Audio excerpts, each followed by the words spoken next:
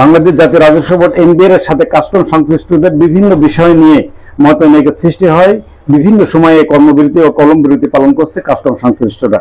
ফলে আমদানি রপ্তানি বাণিজ্যে সৃষ্টি হচ্ছে প্রতিবন্ধকতা। এসব বিষয়ে বিস্তারিত দেখতে শেষ পর্যন্ত দেখুন ভিডিওটি, সাথে থাকুন আমাদের।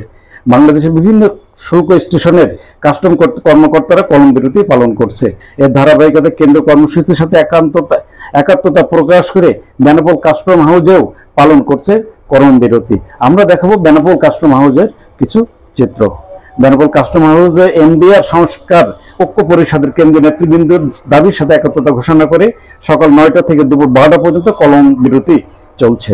তবে বেনাপোল পেট্রাপোল বন্ধ দিয়ে আমদানি রপ্তানি এবং চেকপোস্ট দিয়ে আন্তর্জাতিক যাত্রী সেবা চালু রয়েছে বলে জানিয়েছেন ইমিগ্রেশন সংশ্লিষ্টরা।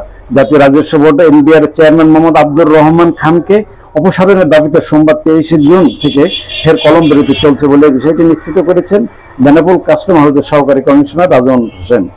কাস্টমস বন্দর সংশ্লিষ্টরা জানিয়েছেন সকাল 9টা থেকে 12টা পর্যন্ত কাস্টম হাউসে আমদানি রপ্তানি সংক্রান্ত কোনো শুল্কায়নের কাজ হচ্ছে না। তবে কাস্টম হাউসের প্রধান ফটকে কলম বিরতির ব্যানার খুলে নেওয়া হয়েছে আগেই। বন্ধ রয়েছে কাস্টম হাউসের অনলাইন সার্ভার। জাতীয় রাজস্ব বোর্ডের অনলাইন সার্ভার বন্ধ থাকার কারণে আমদানি রপ্তানি সংক্রান্ত কোনো বিল অব এন্ট্রি দাখিল করা সম্ভব হচ্ছে না বলে জানিয়েছেন কাস্টমসের বন্দরের সাথে কর্মরতরা।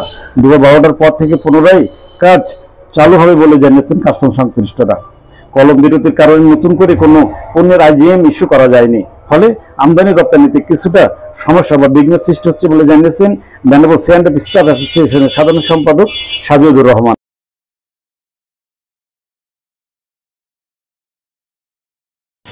জাতীয় রাজস্ব বোর্ডের সংস্কারের ঘটনায় বেনাপোল কাস্টম হাউসে সকাল 9টা থেকে কর্মবিরতি চলছে। অফিসাররা টেবিলে এসছে কিন্তু কেউ কাজ করছে না। তাদের বক্তব্য কেন্দ্রীয় কর্মসূচির অংশ হিসেবে বেনাপোল কাস্টম হাউসে কলম বিরতি চলছে। এতে ব্যবসায়ীদের কোনো ক্ষতি হচ্ছে কিনা? কাজকর্ম যখন হবে না তখন তো ব্যবসায়ীরা সঠিক সময়ে পণ্য ডেলিভারি করতে পারবে না, আমদানি রপ্তানি সচল থাকবে না, অবশ্যই ব্যবসায়ীদের ক্ষতি হবে। কাস্টমসের দাবি যে কোনো ধরনের প্রতিহিংসামূলক বদলি এবং নিপীড়ন অবিলম্বে বন্ধ করতে হবে। কেন্দ্রীয় দাবির আদায় না হওয়া পর্যন্ত এই কলম বিরতি চলবে বলে জানিয়েছেন তারা।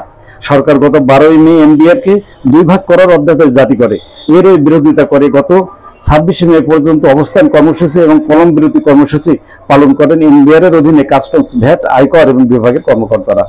গত 25শে মে রাতে এক প্রেস বিজ্ঞপ্তিতে অর্থ মন্ত্রণালয় জানায় এনবিআর বিলুপ্ত নয়, বরং প্রতিষ্ঠানকে স্বাধীন ও বিশেষায়িত বিভাগের মর্যাদায় উন্নত করা হবে। এর ফলে 26শে মে কলম বিরতির কর্মসূচি প্রত্যাহার করে এনবিআর। তবে এনবিআর চেয়ারম্যানকে অপসারণ ও তাকে অসহযোগিতা ঘোষণা দেয় এনবিআর সংস্কার ঐক্য পরিষদ। এরই ধারাবাহিকতায় দেশের বিভিন্ন শুল্ক স্টেশনে কলম বিরতি পালন করে কাস্টম সংশ্লিষ্টরা। ফলে আমদানি রপ্তানি বাণিজ্যে 3 ঘন্টা অচল হয়ে পড়ে। ফলে সরকার এই সময়ে আমদানি রপ্তানি বাণিজ্যে বিভিন্ন প্রতিবন্ধকতা সৃষ্টি করায় আমদানি রপ্তানির সাথে সংশ্লিষ্টরা পড়েন দুর্ভোগে। এর দ্রুত সমস্যা বা সমাধান চান বন্দর, কাস্টম সহ আমদানি রপ্তানির সাথে সংশ্লিষ্টরা।